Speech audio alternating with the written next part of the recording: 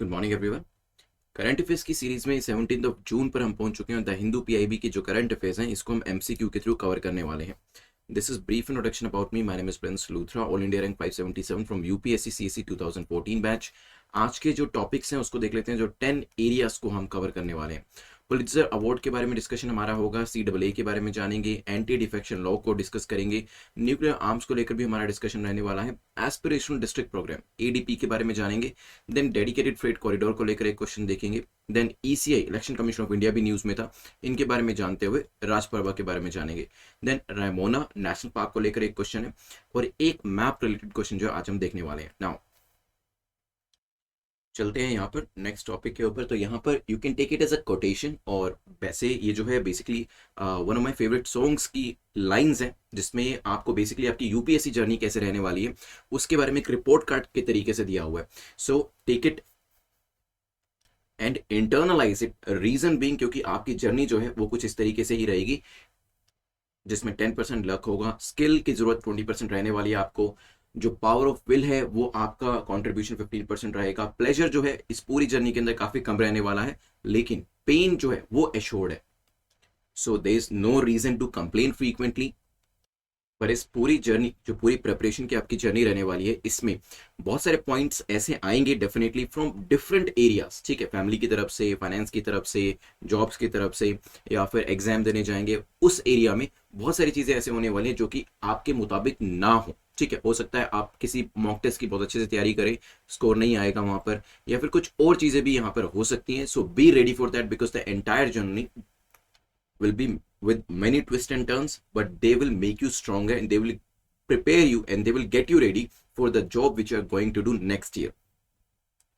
चलिए, सो I hope आप Hindu analysis को एंजॉय कर रहे होंगे, बिकॉज अभी जो न्यूज़ थी, कल भी मैंने काफ़ी सारे इंटरनेशनल साइट से, नेशनल इशू की साइट से, साइंस एंड टेक्नोलॉजी साइट से आपको प्रोवाइड करी थी, और आप लोगों ने एक फीडबैक दिया था कि जो क्वेश्चंस है जो आप न्यूज़ डिस्कस करते हैं द हिंदू की, उसके बाद लास्ट में कुछ 2 या 3 क्वेश्चंस भी दे दिया करिए, तो वो भी मैंने आपको कल दिए थे। I hope you enjoyed it, और इस हिंदू एनालिसिस को कैरी ऑन करिएगा along with the MCQs। Spectrum और इंडियन पॉलिटी की series are available on exam.network.com, जिसमें पूरी स्पेक्ट्रम की बुक को एमसीक्यू के थ्रू कवर किया है, पूरी इंडियन पॉलिटी की बुक को एमसीक्यू के थ्रू कवर किया है। इसको भी आप कर सकते हैं।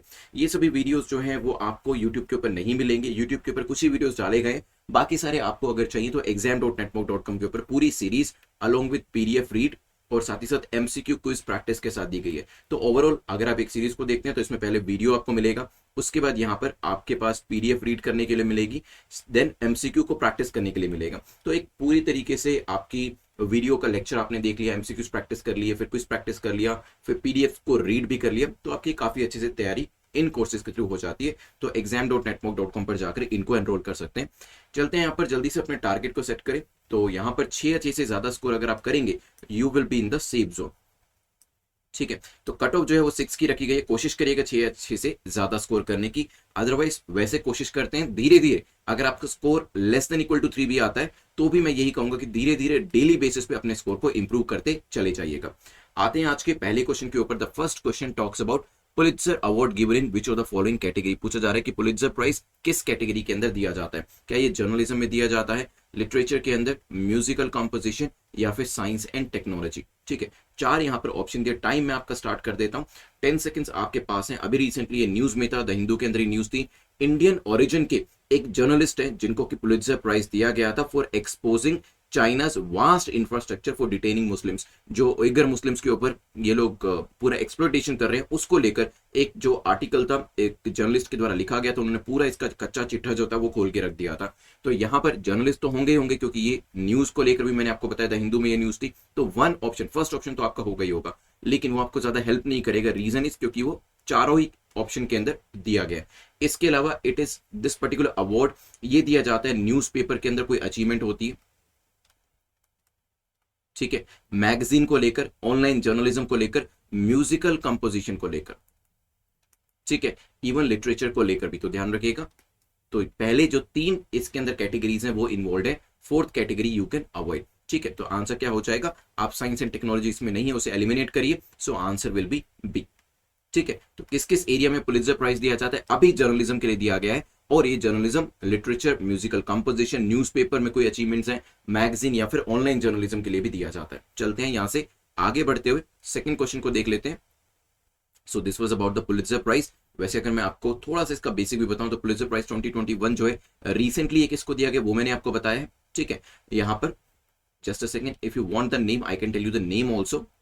नेम इज, वैसे देखिए यूपीएससी में नहीं पूछा जाएगा नाम, लेकिन अगर किसी दूसरे एग्जाम की तैयारी कर रहे हैं तो हो सकता है वहां पर पूछ लिया जाए। सो मेघा राजा गोपालन, ठीक है, इंडियन ओरिजिन की जर्नलिस्ट है और ये यूएसए का हाईएस्ट जर्नलिज्म अवार्ड जो है इनको दिया गया है।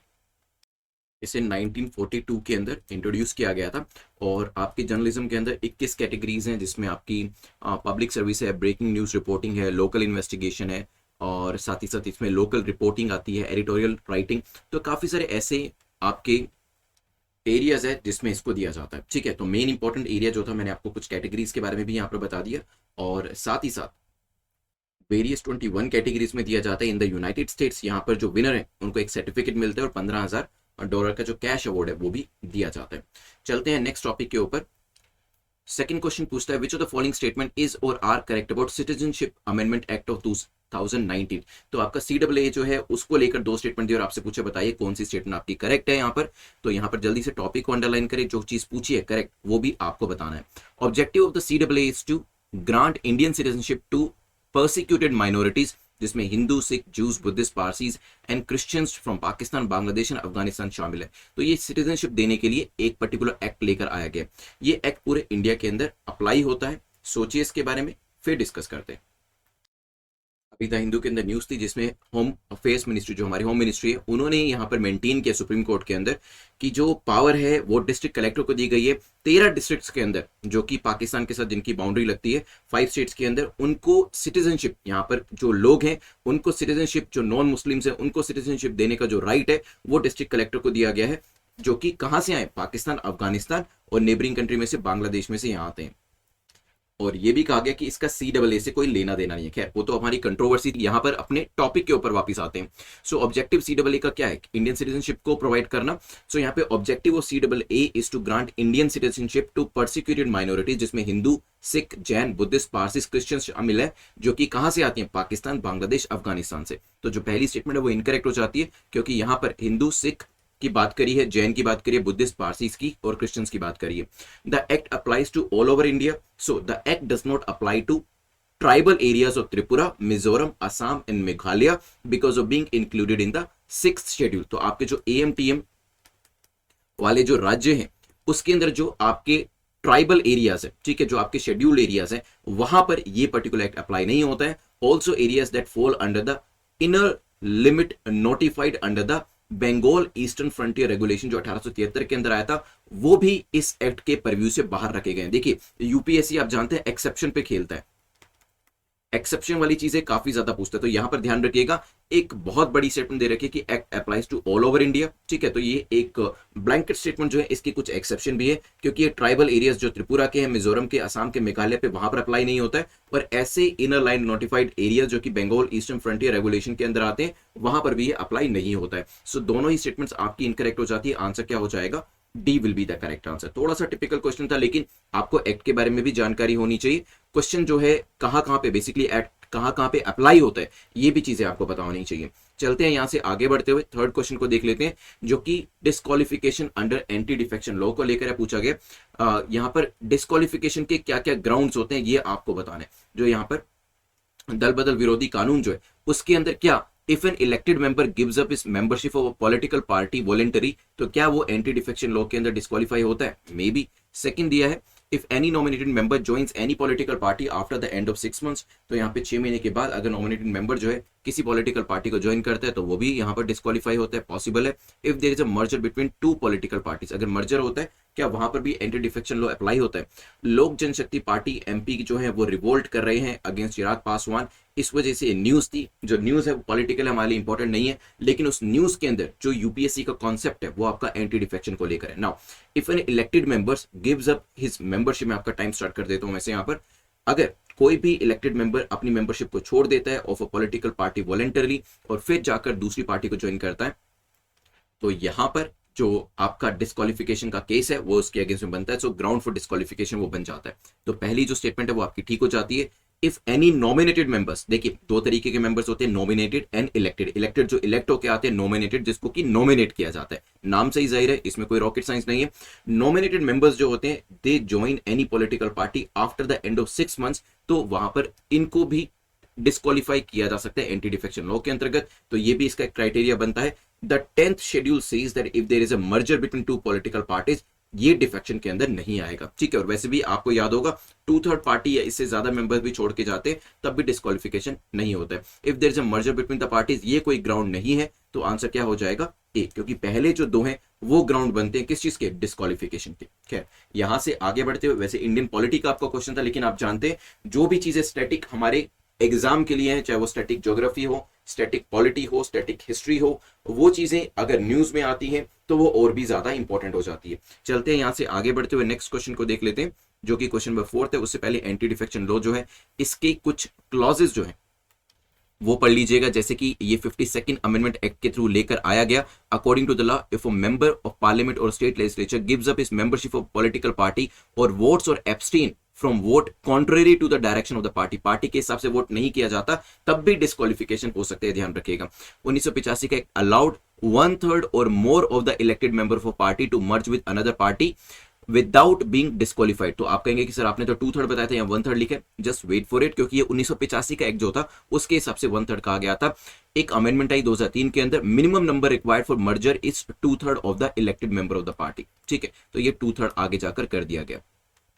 साथ ही साथ ये भी कहा गया कि देखिए जो इंडिविजुअल है, आप तो ये कह रहे हैं कि पार्टी के अगेंस्ट में आप वोट भी नहीं कर सकते, तो क्या इंडिविजुअल की कोई थिंकिंग नहीं है? तो काफी सारे लोगों ने इसे क्रिटिसाइज भी किया कि आप तो इंडिविजुअल के सोचने का, उसके डिसीजन लेने का राइट ही छीन रहे हैं। तो rights of elected representative to take a position जो कि उसकी पार्टी से भिन्न हो सकती है, उसकी पार्टी से अलग हो सकती है, वो चीज आपने पूरी तरीके से कर्टेल कर दी।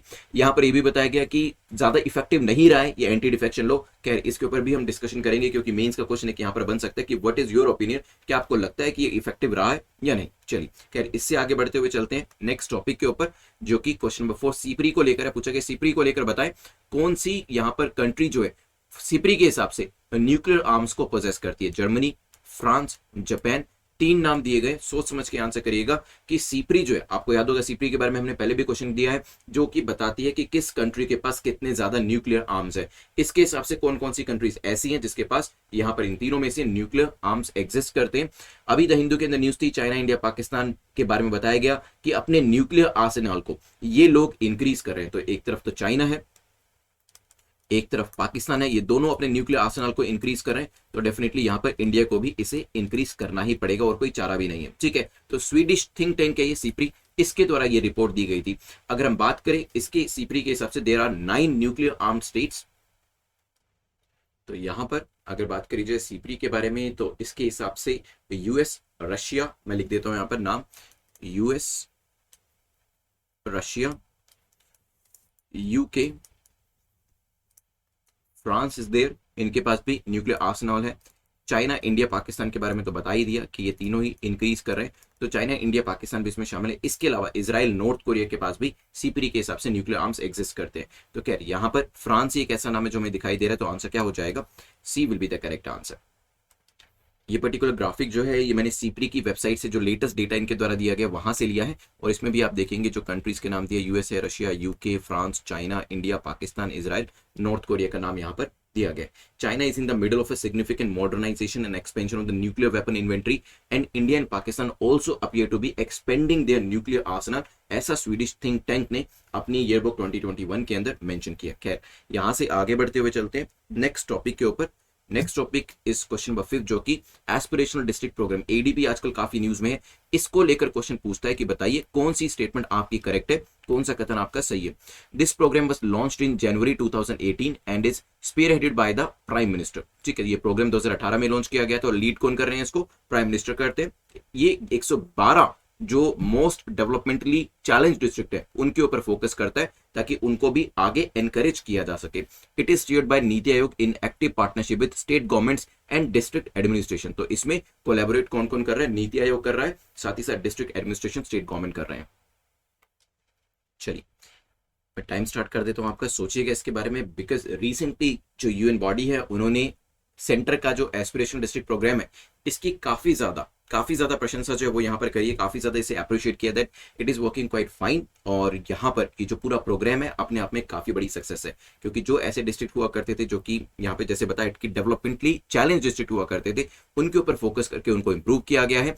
2018 में प्रधानमंत्री के द्वारा इसे लॉन्च किया गया था और काफी अच्छा स्टेप जो है वो यहाँ पर इसे बताया गया। नीति आयोग जो है इसके अंदर स्टेट गवर्नमेंट से और डिस्ट्रिक्ट एडमिनिस्ट्रेशन से कोलैबोरेट कर रही है ताकि ऐसे डिस्ट्रिक्ट को आगे लेकर आया जा सके, उनको बढ़ावा दिया जा सके और सबके सामने एक रोल मॉडल के तौर पे उनको प्रेजेंट किया जा सके। क्या यहाँ पर अगर बात करें जो एजुकेशन एरिया हो, हेल्थ का आपका एरिया है, एग्रीकल्चर एरिया है, इन एरियाज के अंदर डेवलपमेंट जो है वो यहाँ पर करी जा रही है। चलिए इससे आगे बढ़ते हुए क्वेश्चन नंबर 6 को देखेंगे। उससे पहले एरिया ऑफ फोकस की बात करते थे कि ये इस चीज के लिए ऐड किया गया क्योंकि इसी तरीके के जो आपके वेरियस फ्लो चार्ट्स होते हैं, जो आपके ग्राफिक्स हैं, वो आप कोशिश जरूर करिएगा एग्जाम के अंदर बनाने की। आई एम नॉट सेइंग कि अननेसेसरी आपको यहाँ पर जो आपके ग्राफिक्स हैं या फिर जो फ्लो चार्ट्स हैं या फिर जो डायग्राम्स हैं वो जबरदस्ती बनाने, जबरदस्ती नहीं। फॉर एग्जाम्पल अगर आप यहाँ पर देखिए जो आपका एरिया है एस्पिरेशनल डिस्ट्रिक्ट का, उसमें कहाँ कहाँ पे फोकस किया जाता है वो तो आप लिख सकते हैं ना कि एजुकेशन के ऊपर किया जाता है, health, nutrition, agriculture, financial inclusion, skill development, basic infrastructure, और बीच में अगर आप लिख देते हैं area of focus for aspirational district, तो ये जो चीज है एक अलग से इंपैक्ट डालती है आपके मेंस के आंसर के अंदर, तो इसको आप अच्छे से करिएगा। राइट, चलिए इससे आगे बढ़ते हुए मैं आपको 100 डेज और 200 डेज की सीरीज के बारे में बताऊंगा, जिसमें आप डेली बेसिस पे अपने असाइनमेंट्स को कंप्लीट करके अपने यूपीएससी एग्जाम को क्रैक कर सकते हैं। इसमें आपको जो एमसीक्यूज के लेक्चर्स होते हैं वो भी मिलते हैं, वेरियस स्टैटिक सब्जेक्ट्स के और करंट अफेयर्स के भी, साथ ही साथ जो आपको क्लास लेक्चर्स होते हैं वो भी इसके अंदर वीडियो की फॉर्म में मिलते हैं। सो बेसिकली आपको करना क्या, डे वाइज इसके अंदर अपने वीडियोस देखते जाना है, जो क्विजेज आते हैं वो करते जाना है, ताकि आपकी तैयारी काफी बेहतर तरीके से हो सके।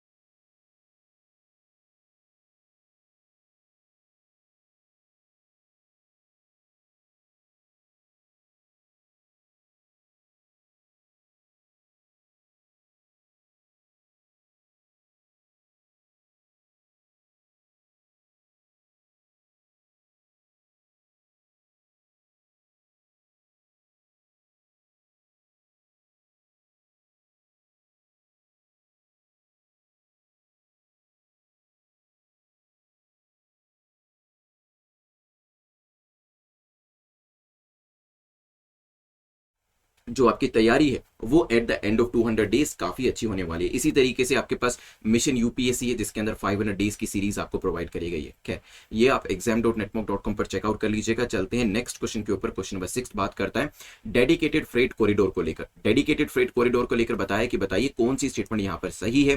पहली स्टेटमेंट कहती है eastern dedicated freight corridor starts at Dadri UP और ये दंकुनी वेस्ट बंगाल के अंदर टर्मिनेट होता है। DFC is a high speed and high capacity railway corridor that is exclusively meant for the transportation of the freight. Freight के लिए ट्रांसपोर्टेशन के लिए ही इसे बनाया गया। सोच समझ के आंसर करिएगा। और यहाँ पर जो आपके कॉरिडोर्स है इसके बारे में हमने पहले भी जिक्र किया हुआ है, ऐसा नहीं कि ये कोई नई चीज है, लेकिन क्योंकि PIB के अंदर एक इसको लेकर न्यूज जो थी पब्लिश हुई थी, इंडियन आर्मी जो है, Indian army conducts rail trials on a dedicated freight corridor, ये पूरी न्यूज थी, इसकी वजह से हमने यहाँ पर इसके बारे में जो डिस्कशन है वो भी किया।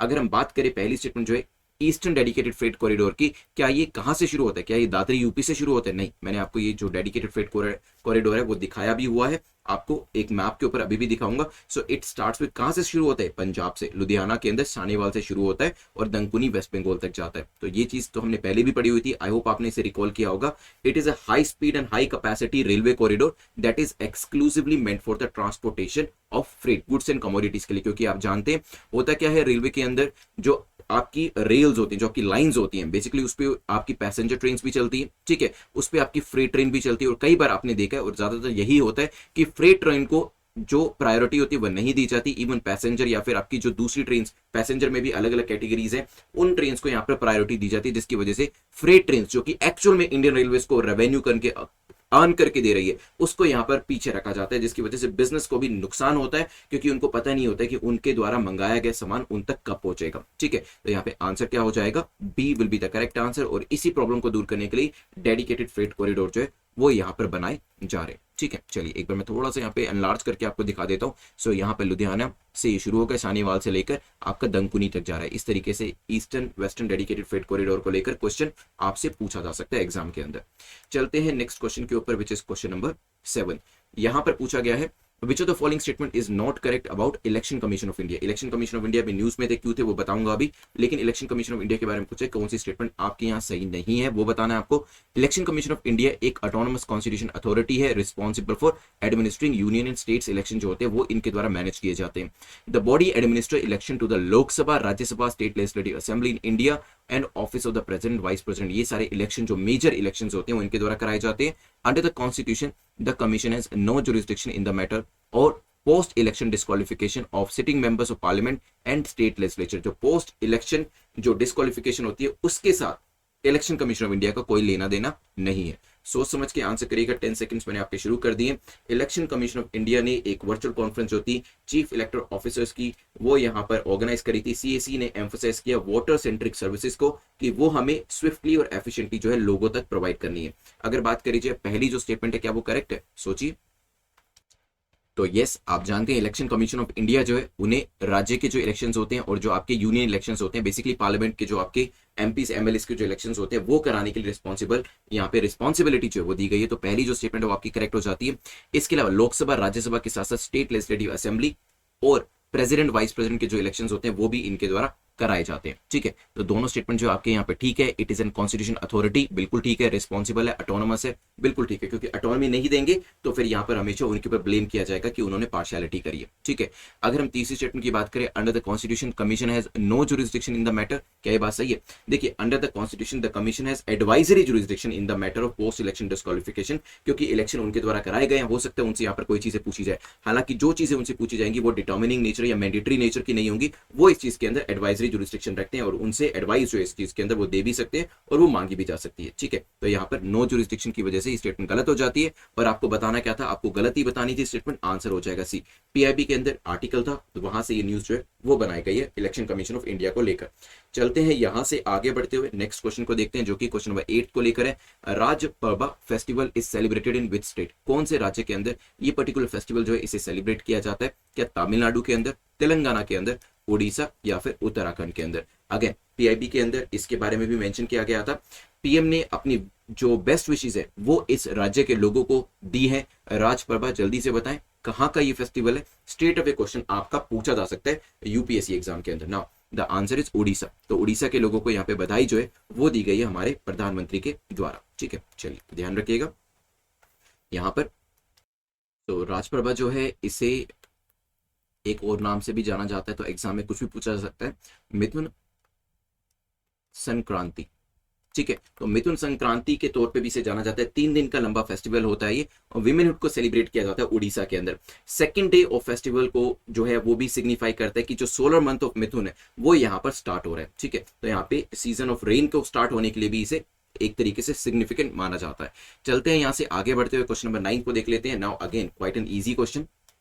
रायमोना नेशनल पार्क अभी तो काफी टाइम से न्यूज में है, लेकिन ध्यान रखिएगा रायमोना के अलावा 7 नेशनल पार्क के नाम आपको मुझे बताने, बिकॉज ये चीज तो हम कब से डिस्कस कर चुके हैं, हिंदू एनालिसिस में भी मैंने आपको काफी बार बताया ये कि रायमोना नेशनल पार्क कहां पर लोकेट करता है। लेकिन आप अपने आप को 1 मार्क तभी दीजिएगा जब आपको 7 के 7 नाम जो है वो याद आते हैं, because we know it is in Assam. B हमारा करेक्ट आंसर हो जाता है, जिसमें 6th नेशनल पार्क जो था वो रायमोना बना है और 7th कौन सा बना है बताइए? दिहिंग पटकाई, जिसमें दिहिंग क्या है? रिवर का नाम है, पटकाई क्या है? रेंज का नाम है। लेकिन इससे पहले भी 5 हमारे यहाँ पे नेशनल पार्क है और ये 7 होने की वजह से जो असम है वो तीसरा बड़ा ऐसे टेरिटरी इंडिया के अंदर बन गए जिसके अंदर 7 नेशनल पार्क है, मध्य प्रदेश और अंडमान निकोबार के बाद ना। उन 5 के नाम मैं आपसे जानना चाहता हूं, क्योंकि 7 के नाम बता पाएंगे तभी अपने आपको 1 मार्क दीजिएगा, नहीं तो मत दीजिएगा। तो यहां पर देखिए 6 और 7 जो मैंने है वो तो आपको बता दिया, आपका रायमोना है। 7 कौन सा है? दहींग पटकाई है। लेकिन इससे पहले सबसे पहले तो जिनको वर्ल्ड हेरिटेज साइट का स्टेटस मिला हुआ है उनके नाम, क्योंकि ये भी क्वेश्चन पूछा जा सकता है, इसी वजह से इनको अलग से क्लब कर रहा हूं। काजीरंगा और मानस, इनको वर्ल्ड हेरिटेज साइट का स्टेटस मिला हुआ है, इसलिए इनको अलग कर दीजिए। फिर आते हैं 3 4 5, कौन कौन से? ओरांग, ठीक है। ओरांग के बाद और कौन सा है? नमेरी, ठीक है। एंड देन डबल नेम है उसका, जल्दी से पता है, डिब्रू सैखोवा, डीएस, ठीक है। तो यहाँ पे डीपी है, यहाँ डीएस से ध्यान रखिएगा। काजीरंगा, मानस, ओरांग, नामेरी, डिब्रू सैखोवा, रायमोना एंड देन दहींग पटकाई। तो ये सातों नाम आपको रटे हुए होने चाहिए, ठीक है। अब यहाँ पर इनको मैप के ऊपर भी लोकेट करना जरूरी है। मैं कोशिश करूंगा इस बार जो मैप का क्वेश्चन होगा उसमें इन पर्टिकुलर जो नेशनल पार्क है इनको east to west, west to east लगाकर देखेंगे, क्योंकि यहां पर क्वेश्चन आने के चांसेस काफी ज्यादा हो गए हैं अभी, ठीक है। चलिए तो ध्यान रखिएगा, चलते हैं यहां से आगे बढ़ते हुए आज के लास्ट क्वेश्चन के ऊपर चलते हैं, जो कि क्वेश्चन नंबर 10 हमारा है। क्वेश्चन नंबर 10 पूछ रहा है arrange the following from north to south direction, ठीक है। Hot spring, Galwan valley, Siachen glacier को आपको कहां लगाना है? आपको नॉर्थ टू साउथ लगाना है, ठीक है। तो हॉट स्प्रिंग है, गलवान वैली है, सियाचिन ग्लेशियर, सोचिए इसके बारे में। इसमें से कुछ चीजें तो मैंने आपसे पूछी हुई हैं, क्योंकि मुझे याद है मैंने आपसे गलवान वैली के बारे में पूछा था और उसके साथ मैंने NJ 9842 पॉइंट्स के बारे में भी आपसे पूछा था। सियाचिन ग्लेशियर, हॉट स्प्रिंग आपको नई चीजें दी हैं। लेट्स सी आपकी वो वाली मेमोरी, क्योंकि देखिए पुराने लेक्चर्स आपको हमेशा नए लेक्चर को सोल्व करने में हेल्प करेंगे। जैसे कि अगर आपने पहले मॉक टेस्ट करे हैं या फिर पुराने पेपर्स दिए हैं, मान लीजिए 2011 में 10 में पेपर दिए और फिर 2014 में दे रहे हैं, 15 में दे रहे हैं, या फिर 2020, 18, 19 में पेपर दिए, 2021 में दे रहे हैं, कहीं ना कहीं वो जो इन्फॉर्मेशन आपने उस पर्टिकुलर पेपर में अपनी यूज करी होगी वो आपको आगे के पेपर में हेल्प करता है। दैट इज द रीजन हम मॉक टेस्ट को अटेम्प्ट करते हैं। यहां पर मैंने आपसे इसके रिलेटेड क्वेश्चन एक पहले भी पूछा हुआ है। लेट्स सी कि कितने लोग उस इंफॉर्मेशन को रिकॉल करके यहां पर आंसर ठीक कर पाते हैं। सोचिए, hot spring, Galwan valley, Siachen glacier, आपको क्या लगाना है? इसे नॉर्थ टू साउथ लगाना है। मतलब अगर आप देखें ईस्ट टू वेस्ट होता है, फिर ऊपर नॉर्थ है, नॉर्थ टू साउथ, ऊपर से नीचे आना है आपको। सोचिएगा। चलिए, आई होप आपने अपने आंसर के बारे में सोच लिया होगा। अभी मैं आपको मैप दिखा देता हूँ। देखिए एग्जाम में मैप तो मिलेगा नहीं, तो हमें ये चीजें विजुअलाइज ही करनी पड़ेंगी। यहाँ पर देखिए एक बार थोड़ा सा मैं इसे बड़ा भी कर देता हूँ तो कि चीजें आपको और भी आसानी से दिखे। तो यहाँ पर ये सियाचिन ग्लेशियर, ये हमारा एक स्ट्रेटेजिकली इंपॉर्टेंट हाइटेड पॉइंट है और सियाचिन ग्लेशियर सबसे नॉर्थ में है। उसके नीचे आएंगे थोड़ा सा अक्साई चीन वाला रीजन है यहाँ पर, और ये जो पार्ट है चाइना के कब्जे में है। गलवान वैली आपको यहाँ पर दिखाई देगा, ये एक हॉटबेड बना हुआ था कुछ दिन पहले भी, और दोनों फोर्सेस जो थी, इंडियन फोर्सेस भी और चाइनीज फोर्सेस भी आपको यहाँ पर दिखाई दी थी, न्यूज में भी काफी रहता था। उसके नीचे हॉट स्प्रिंग का एरिया जहां पर कहा जाता है कि अभी भी जो फोर्सेज है अभी भी तैनात है, वो पीछे नहीं हटी है, ठीक है। तो सबसे पहले सियाचिन ग्लेशियर, फिर आपका है गलवान वैली और फिर आपका है हॉट स्प्रिंग। देख लेते हैं अब अपने क्वेश्चन के ऊपर वापस आकर। तो सबसे ऊपर क्या था? सियाचिन ग्लेशियर, फिर गलवान वैली, फिर हॉट स्प्रिंग। तो 3, 2, 1 जो आपका है वो यहाँ पर आंसर हो जाएगा, जो कि आपको बी ऑप्शन में दिखाई दे रहा है, ठीक है। सो आंसर क्या हो जाएगा आपका? B will be the correct answer. जल्दी से यहाँ पर 2 मिनट के अंदर एक्टिव रिवीजन करेंगे। जो लोग नए जुड़े उनके लिए बता दूं, एक्टिव रिवीजन का मतलब ये है कि अभी मैं आपको रिवाइज 2 मिनट के अंदर कराऊंगा, जिसमें मैं आपसे क्वेश्चन पूछूंगा, उसका आंसर आपको कमेंट सेक्शन के अंदर करना है। साथ ही साथ जैसे ही क्वेश्चन आपके सामने आता है उसको लेकर जितनी भी चीजें आपको याद आती है वो जरूर आप कमेंट सेक्शन में लिखिएगा। बिकॉज जरूरी नहीं है कि जो चीज मैं आपसे पूछ रहा हूँ वही चीज आपसे एग्जाम में पूछी जाए। जो चीजें अब पिछले 20 मिनट के अंदर मैंने आपको कंप्लीट कराई है उसमें से भी क्वेश्चन आपसे पूछा जा सकता है। तो जितनी भी चीजें उसे रिकॉल करें, दिमाग से बाहर निकाले, ताकि वो आपके जो न्यूरॉन्स है, जो कनेक्शंस है, वो और भी ज्यादा सॉलिडिफाइड हो जाए। तो जल्दी से मुझे बताएं, पुलित्जर प्राइज जो है इस बार किसको दिया गया? नाम के बारे में भी बताइएगा, किस किस एरिया के अंदर दिया जाता है। 15,000 का, इसके अंदर $15,000 का एक कैश प्राइज जो है वो भी दिया जाता है। एक सर्टिफिकेशन भी इसके अंदर देने का प्रावधान जो है वो रखा गया। जल्दी से मुझे बताएं यहाँ पर किस किस के अंदर दिया जाता है। तो यस, 21 कैटेगरी थी, जिसमें जर्नलिज्म भी है, लिटरेचर भी है और म्यूजिकल कंपोजिशन जो है वो भी इसके अंदर शामिल है। 1942 के अंदर शुरू किया गया था। और किसको दिया गया? नाम बताइए। लेट्स सी, याद आ रहा है आपको? मेघा, पूरा नाम क्या था बताइए? मेघा राजगोपालन, ठीक है। तो ध्यान रखिएगा, इनको ये प्राइज जो है इस बार दिया गया। देन हमने डिस्कशन किया था CAA के बारे में। CAA के बारे में जल्दी से बताएं क्या क्या चीजें हमने डिस्कस करी थी, कहां पर अप्लाई नहीं होता है, जल्दी से बताएं। So yes, this particular act does not apply in certain specific area, जैसे कि ट्राइबल एरिया जो कि 6 शेड्यूल त्रिपुरा, मिजोरम, असम, मेघालय के अंदर आते हैं, ठीक है। इसके बाद नेक्स्ट क्वेश्चन में हमने डिस्कस किया था क्वेश्चन नंबर 3 के अंदर, जो हमारा एंटी डिफेक्शन लॉ की डिस्क्वालिफिकेशन को लेकर था, grounds for disqualification under anti defection law. तो जल्दी से बताएं वो क्या नंबर था जिसके हिसाब से पार्टी का मर्जर माना जाता है, ये नहीं माना जाता कि वहां पर डिस्क्वालिफिकेशन करने की जरूरत है या फिर डिफेक्शन हो रहा है। तो पहले तो मैंने आपको कुछ कंडीशंस जो थी डिफेक्शन की भी बताई थी और ये भी बताया था जो नंबर है वो कितना था, वो 1/3 से बदलकर 2/3 कर दिया गया था। और यहां पर anti defection law came into being किसके द्वारा लेकर आया गया था, 52वीं अमेंडमेंट जो कि 1985 के अंदर आई थी उसके द्वारा इसे लेकर आया गया था। इसके अंदर कहा गया था कि जैसे अगर कोई भी यहां पर मेंबर अपनी पॉलिटिकल पार्टी के अगेंस्ट में जाकर वोट करते तो भी एंटी डिफेक्शन को यूज किया जा सकता है, डिस्क्वालिफिकेशन उसके अगेंस्ट में करी जा सकती है। यहां पर इसको कुछ लोगों के द्वारा क्रिटिसाइज भी किया गया था और कहा गया कि देखिए ये जो इंडिविजुअल है उसको तो कोई फ्रीडम रही नहीं, उसकी तो इंडिपेंडेंस रही नहीं। सो मैं आपका ओपिनियन भी जानना चाहता हूं, आपके हिसाब से क्या एंटी डिफेक्शन सही है या नहीं, ये बताइएगा। क्योंकि देखिए कहीं ना कहीं जो एंटी डिफेक्शन है वो जो व्यक्ति है वो उसकी स्वतंत्रता को, उसका जो वो जो जीत के आया है, जिस लोगों ने उसको वोट किया, वो अपनी पार्टी के अगेंस्ट में नहीं जा सकता है, उसका क्या खुद का कोई इंडिपेंडेंट ओपिनियन नहीं हो सकता है क्या। लेकिन एट द सेम टाइम अगर आप किसी को इंडिपेंडेंट ओपिनियन दे भी देते हैं, पास्ट में देखा गया कि जो दल बदल की राजनीति थी उसकी वजह से काफी ज्यादा नुकसान भी होता, जिसमें लोग सुबह किसी पार्टी में होते थे, शाम को किसी पार्टी में होते थे और रात को अनाउंस करते थे वो किसी और ही पार्टी में। तो आप मुझे अपना ओपिनियन यहाँ पर जरूर दीजिएगा। नेक्स्ट क्वेश्चन में हमारा डिस्कशन जो है वो हुआ था न्यूक्लियर आर्म्स के बारे में। जल्दी से उन 9 कंट्रीज के नाम मुझे बता दीजिए, जितना भी रिकॉल कर पाए, जरूरी नहीं है कि नो के नो ही बताने, अगर सभी लोग भी एक एक दो दो नाम बताएंगे तो यहाँ पर नाम पूरे हो जाएंगे, जिसको कि न्यूक्लियर कंट्रीज कहा गया है। और अभी न्यूज थी कि चाइना, पाकिस्तान, इंडिया तीनों ही अपने न्यूक्लियर आर्सेनल को इंक्रीज कर रहे हैं, ऐसा कहा गया था स्वीडिश थिंक टैंक सीप्री के द्वारा। और 9 कंट्रीज के नाम अभी आपके सामने स्क्रीन के ऊपर अवेलेबल है। Let me just remove this so that आप उसको अच्छे से देख पाए। So these are the names, USA, UK, Russia है, फ्रांस, चाइना, इंडिया, पाकिस्तान और इजराइल, नॉर्थ कोरिया भी इसमें शामिल है। देन हमने नेक्स्ट डिस्कस किया था आपका एस्पिरेशनल डिस्ट्रिक्ट प्रोग्राम को लेकर। तो यहाँ पे 112 डिस्ट्रिक्ट को सिलेक्ट किया गया और अभी यूनाइटेड नेशन की बॉडी के द्वारा काफी ज्यादा अप्रिसिएशन भी जो है वो इसको दिया गया। प्रोग्राम को लॉन्च किया गया था जनवरी 2018 के अंदर और प्राइम मिनिस्टर जो थे वो इसको हेड कर रहे थे, ये भी ध्यान रखिएगा। देन इसके बाद डिस्कशन हमारा हुआ था ऐसे जो आपके डायग्राम्स होते हैं, तो यस मेंस के अंदर डायग्राम जरूर बनाइएगा जहां पर भी बना सकते हैं और वो आपका रेलेवेंट जरूर होना चाहिए। देन हमने यहाँ पर वेरियस जो आपकी सीरीज है, स्पेक्ट्रम की सीरीज और आपकी जो पॉलिटी सीरीज है, 100 डे सीरीज, 200 डे सीरीज के बारे में बताया था मैंने आपको, जो कि आप एनरोल कर सकते हैं exam.netmock.com के ऊपर।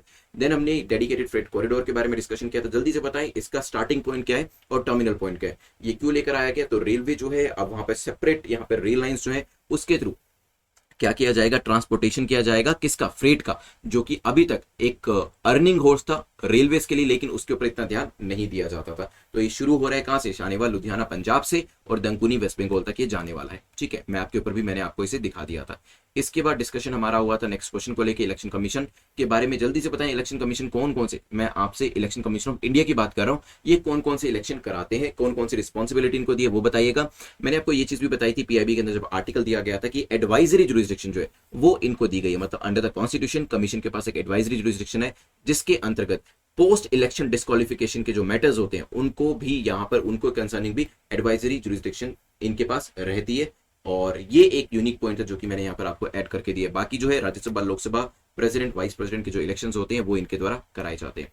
देन इसके बाद क्वेश्चन नंबर 8 पे हम चले थे और क्वेश्चन नंबर 8 पे भी कुछ नई चीजें हमने डिस्कस करी थी, जिसमें मैंने आपसे राज पर्व के बारे में पूछा था। ये राज पर्व कहां पर सेलिब्रेट किया जाता है और इसका दूसरा नाम क्या था ये भी बताइएगा। तो प्रधानमंत्री ने अभी जो उड़ीसा के लोग हैं उनको यहाँ पर बधाई दी है राज पर्व के मौके पर। और ये पर्टिकुलर जो आपका फेस्टिवल है किस चीज के लिए सेलिब्रेट किया जाता है ये भी मैंने आपको बताया था, विमेनहुड को सेलिब्रेट करता है, मिथुन संक्रांति भी इसे कहा जाता है, ये ध्यान रखिएगा। ठीक है, रायमोना नेशनल पार्क के बारे में जो है डिस्कशन किया था, कहां से आता है, असम से, लेकिन 7 के 7 नाम जो है आई होप आपको याद होंगे। अभी भी कोशिश करिए 1 2 3 नाम भी रिकॉल करेंगे तो बाकी सभी स्टूडेंट्स करते करते 7 नाम्स आपके दोबारा से रिवाइज भी हो जाएंगे यहाँ पर। चलिए फिर फाइनली मैंने आपसे नॉर्थ टू साउथ लगाने के लिए मैप का एक क्वेश्चन पूछा था। तो सबसे नॉर्थ में क्या था, सबसे नॉर्थ में था आपका सियाचिन, फिर था गलवान और फिर आपका आता है हॉट स्प्रिंग। तो ये सब चीजें हमने यहाँ पर डिस्कस करी थी। मैप भी मैंने आपको दिखा दिया था। रिवीजन हमारी कंप्लीट हो चुकी है। सैटरडे संडे को आपको जो मैराथन सेशन है वो भी मिलने वाला है। पुरानी मैराथन सेशन नहीं देखें तो वो जरूर देख लीजिएगा, क्योंकि लास्ट 1 ईयर के मैराथन सेशन तो कम से कम जरूर करके जाइएगा ताकि आपकी तैयारी हो जाए। मैराथन सेशन करने का तरीका क्या है, तरीका यही है कि 50 क्वेश्चन इसके अंदर होंगे, मतलब 100 मार्क्स में से अपने कितना स्कोर किया वो जरूर बताइएगा, कैलकुलेट करिएगा और उसे कमेंट सेक्शन में भी जरूर लिखिएगा। यहाँ पर मान लीजिए कि अगर आप 30 क्वेश्चन को ठीक कर पाते हैं, इसमें नेगेटिव मार्किंग नहीं होती है, तो डायरेक्टली 60 मार्क्स अपने आप को दे दीजिएगा। लेकिन अगर आप मिसरीडिंग करते हैं उसका -2 जरूर करिएगा। अभी मैं आपको प्रीलिम्स का एक क्वेश्चन देता हूं और जो हमारे विनर है उनका नाम भी डिक्लेयर करता हूं। चलिए प्रीलिम्स का एक क्वेश्चन दे देते हैं। तो पहले तो यहाँ पर ईस्ट टू वेस्ट आपको नेशनल पार्क्स लगाने असम के अंदर 7 नेशनल पार्क्स हमने देखे, जो मैंने आपको कहा है कि ये मैप रिलेटेड क्वेश्चन मैं भी पूछने वाला हूँ, बट बिफोर दैट आप भी मुझे आंसर करिएगा ईस्ट टू वेस्ट आप जो नेशनल पार्क है उसको लगा के दीजिएगा। मुझे पता है थोड़ा सा टीडियस टास्क हो सकता है क्योंकि 7 नेम्स आपको टाइप करने पड़ेंगे, बट बिलीव मी आप उस कोटेशन को याद रखिए जो मैंने आपको अपने one of the favourite songs में से आपको एक जो लाइन थी वो मैंने यहाँ पर आपको दिखाई थी स्टार्टिंग में, इट इज 50% पेन। बहुत सारी चीजें आपको ऐसी करनी पड़ेंगी डेली बेसिस पे जो कि करने में आपको कंफर्टेबल नहीं लगेगा, जैसे कि टाइपिंग द 7 नेम्स जो कि मैंने यहाँ पर आपसे पूछे। सिमिलरली आंसर राइटिंग भी मुश्किल लग सकती है आपको, हो सकता है मॉक टेस्ट देने में मन नहीं करता होगा, हिंदू एनालिसिस आधा घंटे का देखने में आधा घंटा कौन लगाए उसके ऊपर, but all these things are required to crack the examination. कि आपको हिंदू भी पढ़ना पड़ेगा या फिर हिंदी को जो आप एनालिसिस देखते हैं वो देखना पड़ेगा, साथ ही साथ एमसीक्यूज प्रैक्टिस करने पड़ेंगे, आंसर राइटिंग प्रैक्टिस करनी पड़ेगी, बुक्स को पढ़ना पड़ेगा और इवेंचुअली यहाँ पर इस एग्जाम को क्रैक करना पड़ेगा। ठीक है, सो 7 नेम्स ईस्ट टू वेस्ट उठाइए अपना एटलस या फिर आप गूगल पे सर्च कर सकते हैं ईस्ट टू वेस्ट, चाहे देख कर लिखे लेकिन लिखिए जरूर, because when you just see this and then type it, चाहे वो लिखे आप तो वो चीज आपको काफी लंबे समय तक के लिए याद भी रहती है, आपकी मेमोरी में जो है आपके जहन में उतर जाती है। तो कोशिश करेगा यहाँ पर आंसर करने की।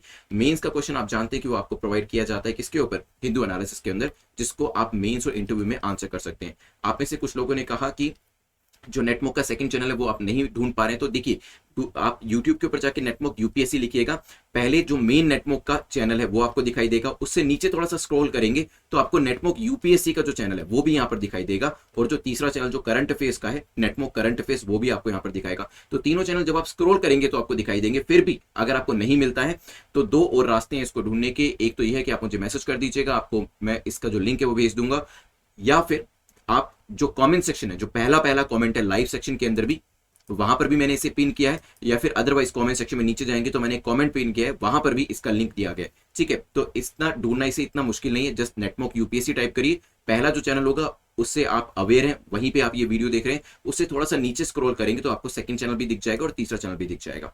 चलिए जल्दी से अपने मार्क्स को लिख दीजिए, कितना कितना आपने स्कोर किया है, 6 या 6 से ज्यादा किया of course, then you will be in the safe zone. Less than 6 है तो भी कोई बात नहीं, इंप्रूवमेंट के लिए ये वीडियोस हम कर रहे हैं तो इंप्रूव आप कर सकते हैं। यहाँ पर बस करना इतना है कि अपने आप को एनालाइज जरूर करिएगा, एनालिसिस जरूर करिएगा कि गलती कहां पर हुई है, और सेकंड टाइम जब आप वीडियो को देखते हैं, देखिए सेकंड टाइम देखना जरूरी है क्योंकि एग्जाम से पहले इस वीडियो को नहीं देखना है। नहीं तो क्या होता है, हम एक बार देखते हैं और सोचते हैं जब एग्जाम आएगा उससे 2-3 दिन पहले हम ये सारे वीडियोस देख डालेंगे, वो चीज आपको हेल्प नहीं करेगी क्योंकि तब आपके पास टाइम भी नहीं होगा। आप एक काम करिए, इसको सेकंड टाइम जब देखेंगे अभी कंप्लीट करके इसके नोट्स बना लीजिए, ताकि फ्यूचर में फिर आपको देखना ना पड़े और फ्यूचर में आप इन नोट्स को ही रेफर करके इस एग्जाम को क्रैक करें। चलिए जो टेलीग्राम का लिंक है वो नीचे डिस्क्रिप्शन में दिया गया, वहां पर आपको जो पीडीएफ है वो भी मिल जाएगी। इसके अलावा जो भी आपके डाउट्स है आप @prince_luthra पे मुझे भेज सकते हैं, एंड आई रिक्वेस्ट यू कि प्लीज वीडियो को लाइक और शेयर जरूर करिएगा, बिकॉज जब आप वीडियो को लाइक और शेयर करेंगे आवर टीम गेट्स मोटिवेटेड, उनको काफी ज्यादा मोटिवेशन मिलता है, वो आपके कमेंट्स पढ़कर भी काफी ज्यादा मोटिवेटेड होते हैं। So will be able to provide you even better material जब आप वीडियो को शेयर करते हैं, लाइक करते हैं, नीचे कमेंट करते हैं। Thanks for watching this video, have a nice day, take care, good bye.